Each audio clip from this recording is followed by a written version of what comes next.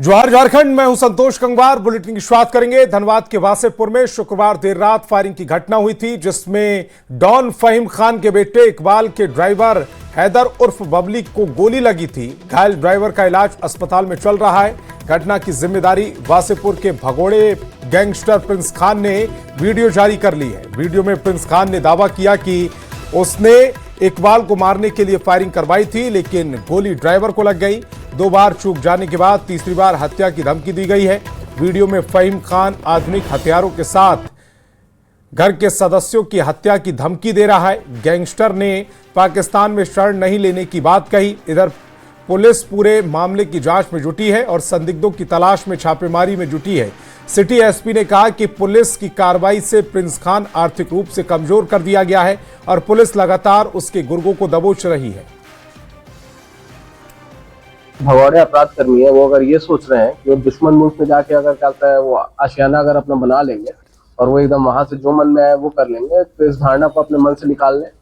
और ये सब जो वाहियात किस्म की वीडियो दे रहे हैं कि हम दुश्मन मुल्क में नहीं बैठे, हम यहाँ नहीं बैठे हैं, वो सब बिल्कुल ही क्या कहता है वो है गलत है। मैं उन्हें यही चेतावनी दे रहा हूँ कि अपनी हरकतों से बाज आ जाए, वरना अंजाम तो खैर भुगतना पड़ेगा ही पड़ेगा। और कल की जो घटना हुई है उसमें धनबाद पुलिस की तफ्तीश जारी है और बहुत जल्द गुनहगारों को उनके क्या होता है सजा दिलाई जाएगी। पहली बार इकोनॉमिक इनका जो वो है फाइनेंसिंग एंगल है, उसका जो बैकबोन जिसको रीढ़ हम लोग बोलते हैं, रीढ़ को तोड़ने के लिए जिस हिसाब से हम लोगों ने कार्रवाई की वो आप लोग सभी के सामने क्या स्पष्ट है ना। खैर बस यही है कि क्या कहते हैं अगर जो जिसने भी कल घटना को अंजाम दिया है उन्हें झारखंड पुलिस पकड़ेगी और उनको अपने सजा दिलाएगी।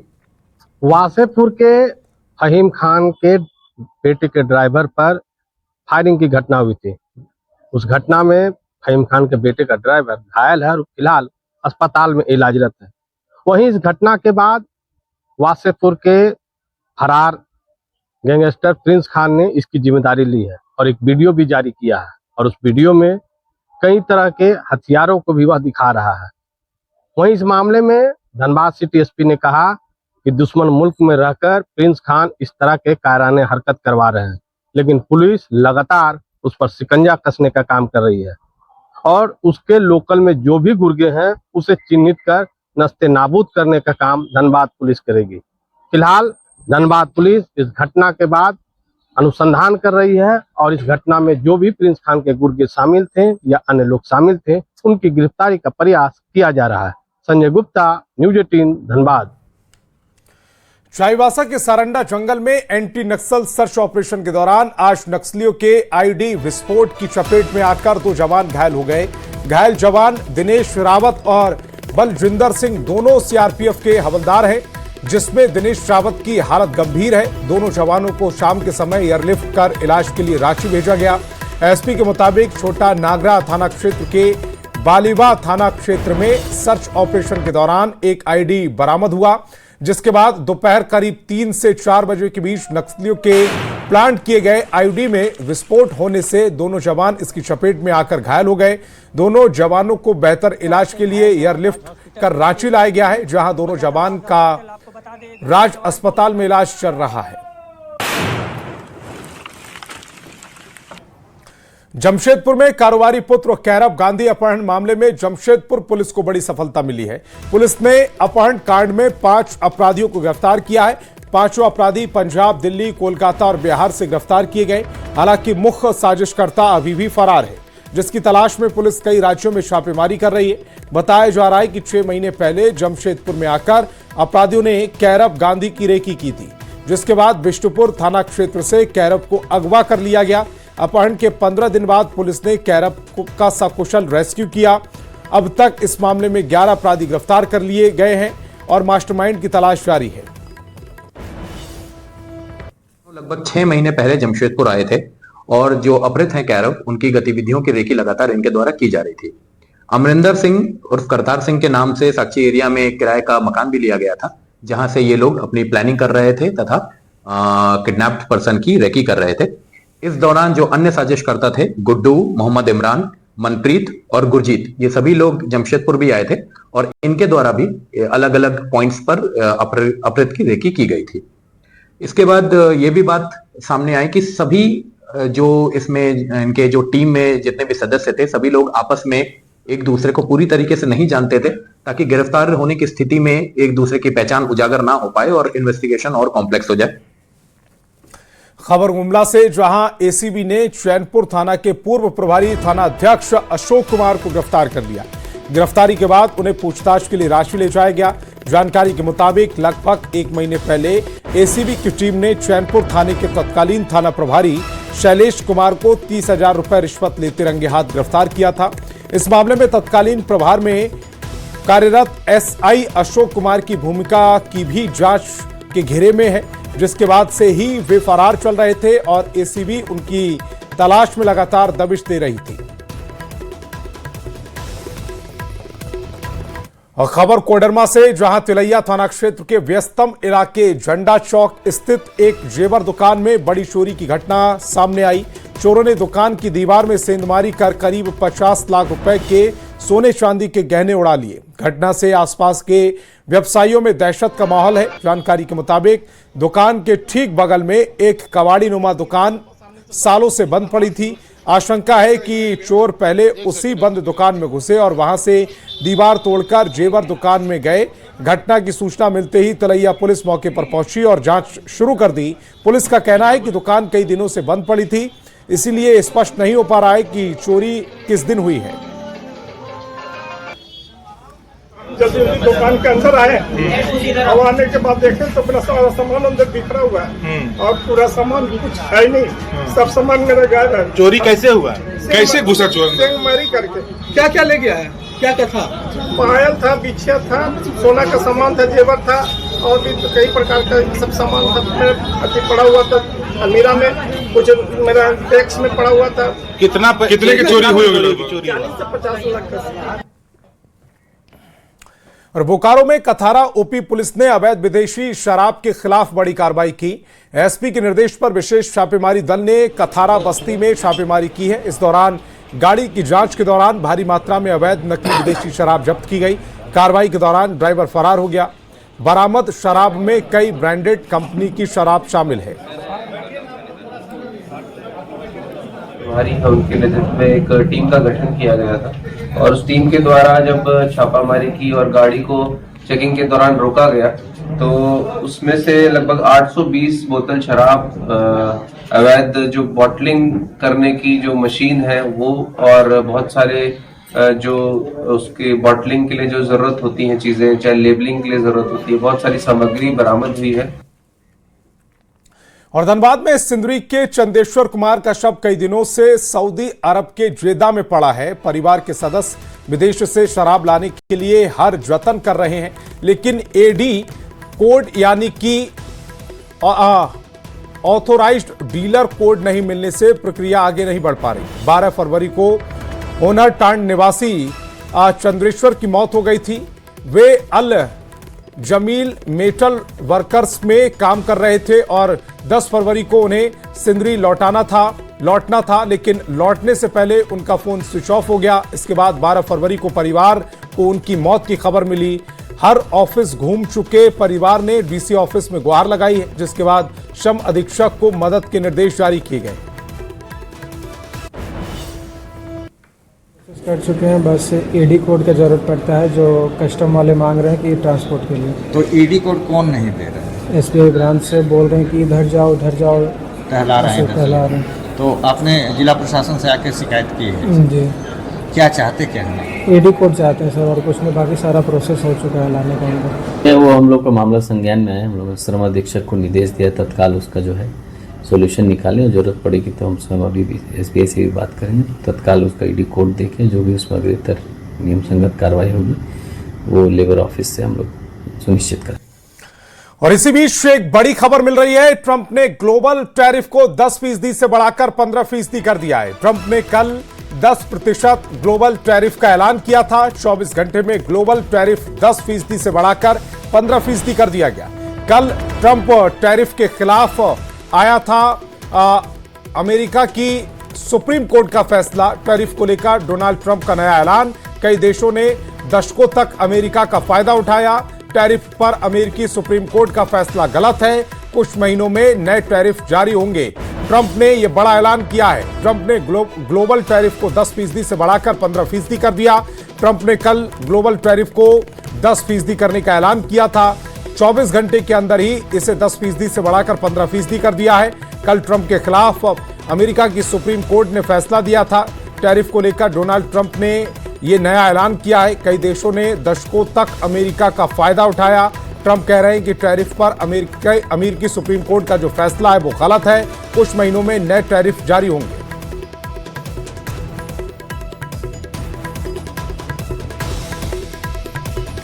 और झारखंड में होने वाले निकाय चुनाव के लिए प्रचार का शोर पूरी तरह से थम चुका है।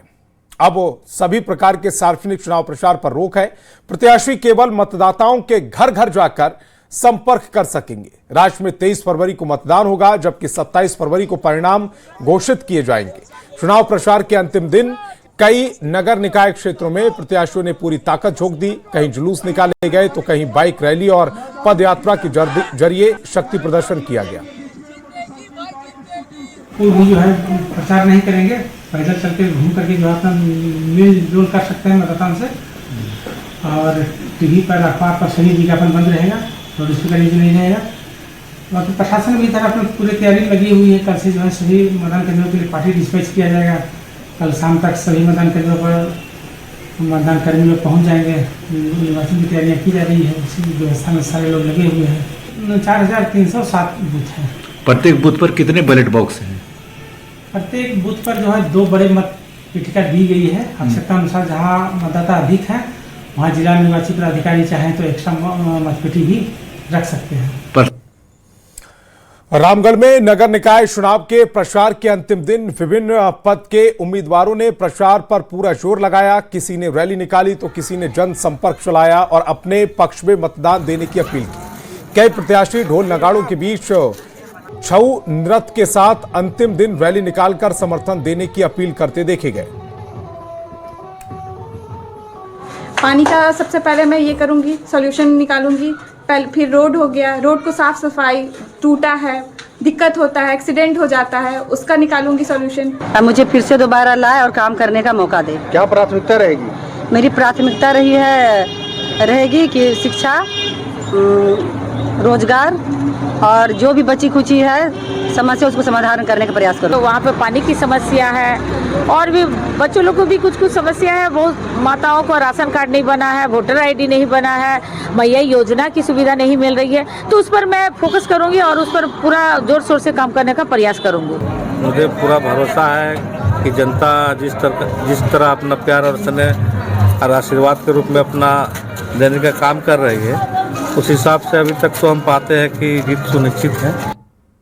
रामगढ़ नगर परिषद में 32 वार्ड है। एक वार्ड 16 से निर्विरोध वार्ड पार्षद चुनी गई है, जबकि 31 वार्ड में 216 वार्ड पार्षद जो है चुनाव लड़ रही हैं। जबकि अध्यक्ष पद के लिए 9 उम्मीदवार मैदान में हैं। 23 फरवरी को मतदान हो गया, 27 फरवरी को रिजल्ट आएंगे। अब देखना होगा कि मतदाता इन्हें अपना कितना आशीर्वाद देते हैं, इनके दावों में कितना दम दिखता है। जावेद खान, न्यूज़ 18 रामगढ़। परिषद सिमडेगा के लिए मतदान महज एक दिन बाद 23 फरवरी को होना है। मतदान के दौरान सुरक्षा के मद्देनजर सिमडेगा एसपी ने सुरक्षा के पुख्ता इंतजाम किए। एसपी सिमडेगा ने बताया कि मतदान के दौरान सुरक्षा के मद्देनजर 50 पुलिस अधिकारी, 250 पुलिस जवान, 75 होमगार्ड और 100 चौकीदारों को नियुक्त किया गया है। देखिए, जो पुलिस बल काफी मुस्तैद है। इसको हर एक बूथ पे जो हम लोगों द्वारा डिप्लॉयमेंट किया गया है। 1-4 का डिप्लॉयमेंट किया गया है जो सामान्य बूथ है, और 2-8 का डिप्लॉयमेंट किया गया है जो सेंसिटिव बूथ है वहाँ पर। साथ ही चौकीदारों को भी डिप्लॉय किया गया है। QRTs का गठन किया गया है। इन केस मतलब कहीं पे भी ऐसी विधि व्यवस्था की समस्या उत्पन्न होती है या शांति भंग होती है तो वहाँ पे तुरंत QRTs रीच करके उसको हैंडल करेगी। केंद्रीय मंत्री अन्नपूर्णा देवी ने त्रास नगर निगम चुनाव में बीजेपी समर्थित प्रत्याशी अविनाश कुमार के पक्ष में लोगों से वोट की अपील की। इस दौरान प्रेस कॉन्फ्रेंस कर केंद्रीय मंत्री ने AI समिट में युवा कांग्रेस के प्रदर्शन को लेकर कांग्रेस की सोच पर सवाल खड़े किए और निंदा की। दुखद है कि देश में जब देश के अंदर AI समिट हो रहा है और विभिन्न देशों के प्रतिनिधि यहाँ पे भाग लिए हैं, उस समय इस तरह का प्रदर्शन ये दुखद है और इनकी छोटी सोच को दर्शाता है। ऐसे उनसे हम बहुत उम्मीद भी नहीं कर सकते हैं, क्योंकि ये एक ऐसे नेता हैं जो देश की बात विदेश में जाके ज्यादा करते हैं। क्योंकि देश के लोग, देश की जनता सुनते नहीं है, देश की जनता जानते हैं कि इनके जो नाम के अनुरूप इनका काम है, इसलिए इनको ध्यान नहीं देता है। तो इसलिए अपनी ओर आकर्षित करने के लिए विदेश में जाके भारत के लोकतंत्र की बात करते हैं, भारत की चर्चा करते हैं। और पलामू में बीजेपी समर्थित महापौर प्रत्याशी अरुणा शंकर के समर्थन में प्रचार प्रसार करने सांसद जयाप्रदा पहुंची। चैम्बर ऑफ कॉमर्स की महिला विंग ने जयाप्रदा का स्वागत किया। चैनपुर में प्रत्याशी के समर्थन में जयाप्रदा ने रोड शो किया और अरुणा शंकर के पक्ष में वोट की अपील की।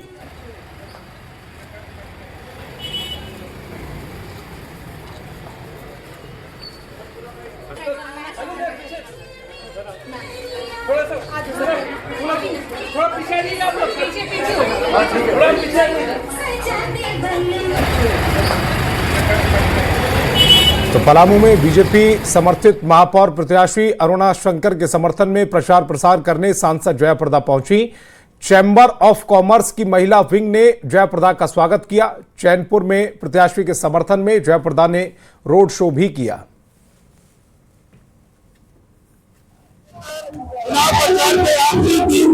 भाजपा समर्थित प्रत्याशी अरुणा शंकर के पक्ष में राज्यसभा सांसद कर रही है और आप देख सकते हैं कि चैनपुर से ही ये लगातार रोड शो में शामिल हो रही हैं और यहाँ के व्यवसायियों से खास करके मेदिनीनगर बाजार इलाके में फिलहाल ये रोड शो चल रहा है। तस्वीरों में किस तरह से यहाँ पे जिस तरह से रोड शो में ये पार्टिसिपेट कर रही है, लगातार मतदाताओं से वोट की अपील कर रही हैं, तो आप देख सकते हैं।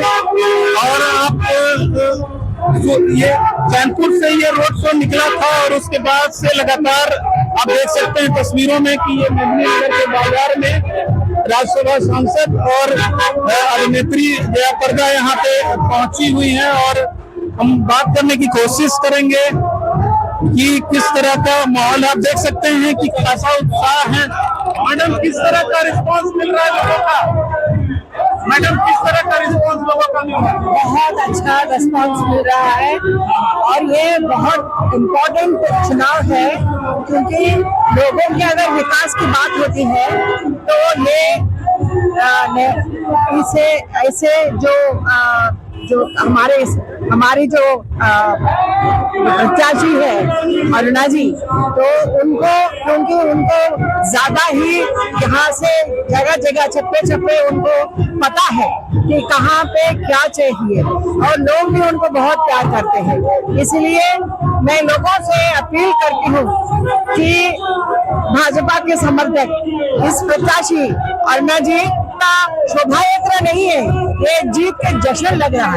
जाहिर तौर पे आप देख सकते हैं कि ये राज्यसभा सांसद जयाप्रदा का साफ कहना है कि ये कहीं न कहीं लोगों में जो उत्साह जिस तरह का मिल रहा है, रोड शो में जिस तरह से वो देख रही हैं चीजों को, उनका साफ दावा है कि कहीं न कहीं उनके प्रत्याशी जो है इस बार जो प्रत्याशी है अरुणा शंकर, उनकी जीत होगी।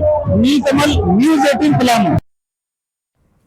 और जमशेदपुर के जुग सोलाई में 44 साल के बाद नगर परिषद का चुनाव हो रहा है। चुनाव प्रचार के आखिरी दिन जेएमएम समर्थित प्रत्याशी डोली मलिक और बीजेपी समर्थित प्रत्याशी रिंकू सिंह पूरे क्षेत्र में पदयात्रा कर अपने लिए वोट मांगती नजर आई। दोनों ही प्रत्याशी अपने जीत का दावा करते दिखी।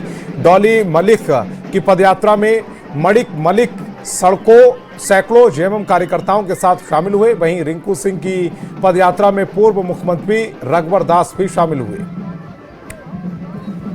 समर्थन मिल रहा है, सभी से आशीर्वाद मिल रहा है, बहुत खुशी हूँ मैं जो मेरे जनपति मेरा इतना साथ है। देवतुल्य जनता का मैं यही अपील करना चाहती हूँ, ऐसे आशीर्वाद बना रहे, जीत मेरा निश्चित है। हमें निश्चित रूप से ये विश्वास है कि कर्म करने वाले को विजय हासिल होता है। कितना स्वस्थ? हम 100% क्या अपील करेंगे जुगसलाई की जनता? जुगसलाई के तमाम हमारे देवतुल्य जनता से मेरा अपील रहेगा कि मेरी पत्नी श्रीमती डोली मलिक जी चूड़ी छाप और क्रम संख्या 3 है। ये कांग्रेस जेएमएम एक संप्रदाय विशेष